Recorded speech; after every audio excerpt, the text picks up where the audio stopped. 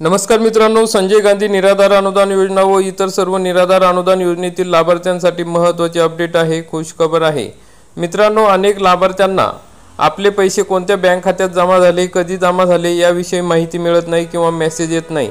तर मग आता या जिल्ह्यामध्ये QR कोड स्कॅन केल्यास त्यांना माहिती मिळणार आहे। लाभार्थ्यांना कळणार आहे की त्यांचे पैसे कोणत्या बँक खात्यात जमा झालेले आहे आणि कधी जमा झालेले आहे। याबाबत तहसीलदार यांनी माहिती दिलेली आहे। तसेच पेन्शनसाठी कोणकोणती कागदपत्रे तहसील कार्यालयात जमा करणे गरजेचे आहे, तसेच ज्यांना पैसे मिळत नाही त्यांनी काय करावे याविषयी सविस्तरपणे माहिती आजच्या या व्हिडिओमध्ये आपण बघणार आहोत। तरी मित्रांनो, हा व्हिडिओ शेवटपर्यंत बघा। चॅनलवरती नवीन असाल तर चॅनलला सबस्क्राइब करा, बेल आयकॉनला क्लिक करा। सोलापूर जिल्ह्यातील ही बातमी आहे। सोलापूर जिल्ह्यात जानेवारीपासून वाढल्या 5146 निराधार महिला। लाभाची माहिती आता QR कोडवर मिळणार आहे। त्या संदर्भात आपण सविस्तरपणे माहिती बघणार आहोत। यातील सर्वच निराधार व्यक्तींना ही माहिती उपयोगी पडणार आहे, त्यामुळे ही माहिती आपल्यापर्यंत पोहोचत आहोत। जुलैपासून सुरू झालेल्या मुख्यमंत्री माझी लाडकी बहीण योजनेचे 1,500 रुपये प्रत्येक महिन्याच्या 25 तारखेपर्यंत लाभार्थ्यांच्या बँक खात्यात जमा होणे अपेक्षित आहे, मात्र तसे होत नाही। दुसरीकडे संजय गांधी निराधार अनुदान योजनेची लाभार्थ्यांना तेवढीच रक्कम दरमहा 5 तारखेपर्यंत आता मिळण्यास सुरुवात झालेली आहे। त्यामुळे आता लाडकी बहीणमध्ये नव्या लाभार्थ्यांची नोंदणी होत नाही आणि निराधार योजनेत दरमहा लाभार्थी निवडले जातात। त्यामुळे 65 वर्षापेक्षा कमी असलेल्या विधवा, घटस्फोटी, दिव्यांग, दुर्धर आजारग्रस्त महिलांची पसंती लाडकी बहीणऐवजी आता निराधार योजनेलाच आहे। त्यामुळे जानेवारीपासून जिल्ह्यात निराधार योजनेत 5146 लाभार्थी वाढले आहेत। तर संजय गांधी निराधार योजना 45 वर्षापूर्वीची जुनी योजना असून सुरुवातीला लाभार्थ्यांना दरमहा 600 रुपये मिळत होते, त्यानंतर 1000 रुपये मिळायला लागले। आता दरमहा 1,500 रुपयेचा लाभ मिळतो। तसेच आता दिव्यांग बांधवांना 2,500 रुपये मानधन या योजनेमध्ये झालेले आहे। मग सोलापूर जिल्ह्यामध्ये संजय गांधी निराधार अनुदान योजना व श्रावणबाळ योजनेचे 1,57,787 लाभार्थी आहेत। त्यात निराधार योजनेच्या 71,473 लाभार्थ्यांचा समावेश आहे। केंद्र सरकारच्या दारिद्र्य रेषेखालील योजनेचे जिल्ह्यात 30,464 लाभार्थी असून त्यांना केंद्राकडून 20% आणि राज्य सरकारकडून 80% हिस्सा मिळतो। यात विधवा, दिव्यांग व 65 वर्षावरील वृद्ध महिलांचा समावेश आहे। दरम्यान नवे लाभार्थी लाडकी बहीण योजनेचा लाभ घेतात का याची पडताळणी जिल्हा स्तरावर करण्याची सोय नाही। त्यामुळे आता निराधार योजनेच्या लाभासाठी अर्ज करणाऱ्या महिलांचे बँक पासबुक पाहिले जात आहे।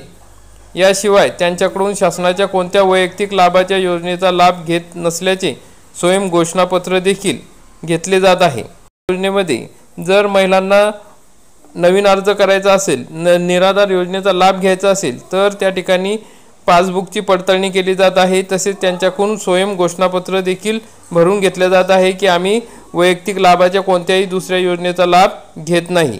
तर मग अशा पद्धतीने आता नवीन पडताळणी सुरू झालेली आहे। तसेच मित्रांनो, आता सोलापूर शहराच्या हद्दीतील लाभार्थ्यांसाठी स्वतंत्र QR कोड तयार करण्यात आलेला आहे। लाभार्थींनी तो QR कोड आपल्या मोबाईलमध्ये स्कॅन करून स्वतःचा आधार क्रमांक टाकला की लाभार्थींना त्यांच्या लाभाची रक्कम कोणत्या बँकेत जमा झाले हे समजते। याशिवाय लाभ जमा झाला नसेल तर त्यांना पैसे का आले नाहीत याचे कारण सुद्धा या ठिकाणी समजते। मग मित्रांनो, ही QR कोडची सिस्टीम सोलापूर शहर या भागातील जे निराधार मंडळी आहेत, बांधव आहेत, त्यांच्यासाठीच ही सोय करण्यात आलेली आहे। तर राज्य सरकारने पूर्ण महाराष्ट्रातील निराधार बांधवांच्यासाठी QR कोडची सोय जर करून दिली तर जे निराधार बांधव आहे त्यांना या QR कोडचा उपयोग होईल आणि त्यांना समजेल की त्यांचे पैसे का आले नाही, कोणत्या बँकेत पैसे जमा झाले। तर राज्यभरात ही योजना सुरू करणे खूप गरजेचे आहे।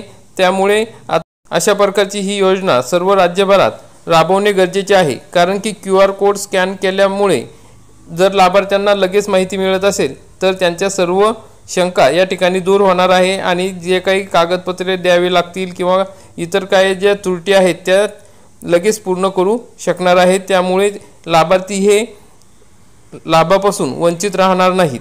त्यामुळे QR कोडचा मोठा फायदा या ठिकाणी होणार आहे। तसेच मित्रांनो, तसेच मित्रांनो सोलापुरातील 9,000 लाभार्थी सापडेनात। सोलापूर शहरात संजय गांधी निराधार योजनेअंतर्गत 46,000 लाभार्थी आहेत। त्यापैकी शहरातील 9,000 लाभार्थी आणि उत्तर तहसील कार्यालयातील 5,000 डीबीटी प्रणाली सुरू झाल्यापासून संबंधित कार्यालयाकडे फिरकलेच नाही। म्हणजे उत्तर तहसील कार्यालयाकडील 5,000 लाभार्थी डीबीटी प्रणाली सुरू झाल्यापासून संबंधित कार्यालयाकडे फिरकलेच नाही। म्हणजे हे जे लाभार्थी आहेत ते बोगस लाभार्थी असू शकतात की ज्यांनी ते पात्र नसताना सुद्धा निराधार बांधवांचा जो लाभ आहे तो त्या ठिकाणी हिसकावून घेण्याचा प्रयत्न केला। परंतु आता डीबीटी चालू झाल्यापासून त्या ठिकाणी आधार कार्ड हे बँकेसोबत जोडले जाते आणि तपासणी होते। त्यामुळे आता या ठिकाणी हे 9,000 आणि हे 5,000 असे एकूण 14,000 लाभार्थी हे कार्यालयात आलेले नाही डीबीटी करण्यासाठी। त्यामुळे त्यांच्या याद्या संबंधित तहसील कार्यालयात तलाठी कार्यालयात लावण्यात आल्या आहेत। आता त्या लाभार्थ्यांना पुढील लाभासाठी डीबीटी पोर्टलवर जर मग त्या लाभार्थ्यांपैकी जर कोणी लाभार्थी लाभ घेण्यासाठी पात्र असेल तर त्या लाभार्थ्यांना अजूनपर्यंत ज्या 14,000 लाभार्थ्यांनी लाभ घेतलेला नाही, ज्यांना लाभ मिळत नाही, तर जर त्या लाभार्थ्यांना जर आता लाभ घ्यायचा असेल तर त्यांना खालील कागदपत्रे जमा करणे गरजेचे आहे।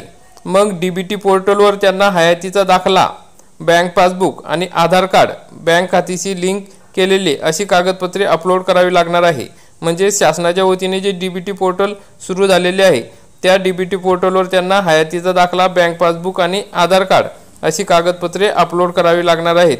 त्यासाठी त्यांनी जिल्हा परिषदेजवळील संजय गांधी निराधार योजनेच्या शहर कार्यालयात येऊन कागदपत्रे अपलोड करावी असे आवाहन तहसीलदार शिल्पा पाटील यांनी केले आहे।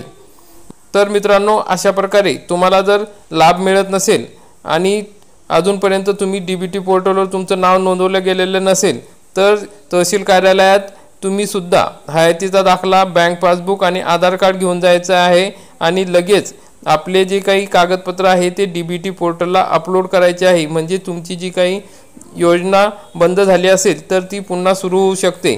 तर मित्रांनो, आणि तुम्हाला जर डीबीटीद्वारे अजूनपर्यंत अनेक लाभार्थ्यांचे मेसेज येतात की आम्हाला पैसे मिळत नाही आहे, 5-6 महिने झाले आम्ही सर्व कागदपत्रे दिलेली आहे, तर मित्रांनो तुमचे जे काही बँक खाते आहे त्याच्यामध्ये काही त्रुटी असेल, तुमचे नाव चुकलेलं असेल, त्यामुळे तुमची डीबीटी पूर्ण होत नाही। तुम्ही आधार कार्ड वगैरे जमा करून येता पण त्यातल्या त्रुट्या आपल्याला सांगितल्या जात नाही। त्यामुळे तुम्ही पोस्टामध्ये नवीन खाते काढून घ्या। ज्या लाभार्थ्यांना लाभ मिळालेला नसेल जुलै महिन्यापर्यंत, म्हणजे जेव्हापासून डीबीटी पूर्ण झालेली आहे, सुरू झालेली आहे, तेव्हापासून जर लाभ मिळाला नसेल तर अशा लाभार्थ्यांनी पोस्टात खाते काढून घ्या। म्हणजे त्या लाभार्थ्यांना पुढील अनुदान मिळण्यास मदत होणार आहे। कारण की अनेक लाभार्थ्यांना अशा प्रकारेच पैसे मिळालेले आहेत। ज्या लाभार्थ्यांना जून महिन्यापर्यंत पैसे मिळालेले नव्हते त्या लाभार्थ्यांनी पोस्टात खाते काढल्यानंतर जुलै महिन्यापासून त्यांना पैसे मिळायला लागलेले आहे।